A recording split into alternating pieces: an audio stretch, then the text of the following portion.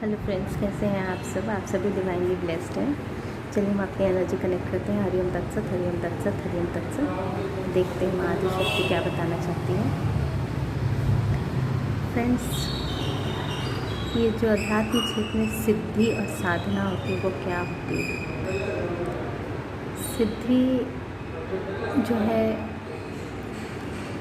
वो किसी एक प्रकार की साधना करने से जिस भी तरह की सिद्धि चाहिए होती है वो आपको भगवती प्रदान करती है। आपकी योग्यता के हिसाब से, आपके दृढ़ संकल्प के हिसाब से, आपकी जो भक्ति है उसके हिसाब से, हर तरह से टटोल के वो आपको सिद्धि प्रदान करती है। लेकिन इस साधना क्षेत्र में ये जो सिद्धियाँ होती हैं, क्या इससे शक्ति संयोजित होती है?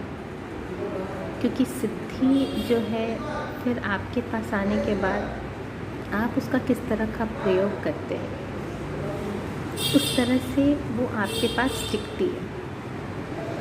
लेकिन इससे शक्ति का संयोजन होता है या नहीं होता है, वो आपकी प्रकृति और आपके उपयोग पर निर्भर करता है। जब हम शक्ति का संयोजन करने लगते हैं, जब हम भक्ति का संयोजन करने लगते हैं, तो ये सिद्धियां अपने आप भी आती हैं और स्थिर भी रहती हैं।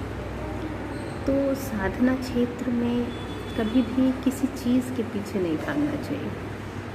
जो सच के साधक हैं उनको ये समझना चाहिए कि जो परमपिता परमेश्वर हैं, अगर आप उनके पास हैं तो आपके पास सब कुछ है।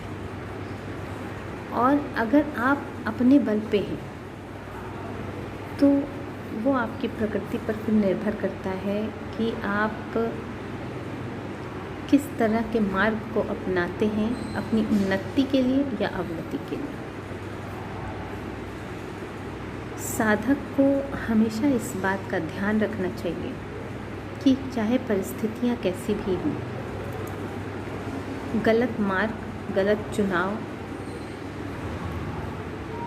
गलत प्रयोग, ये सब आपके जीवन में प्रलय लाने के लिए समर्थ है। इसलिए अपनी जो भक्ति है उसका संयोजन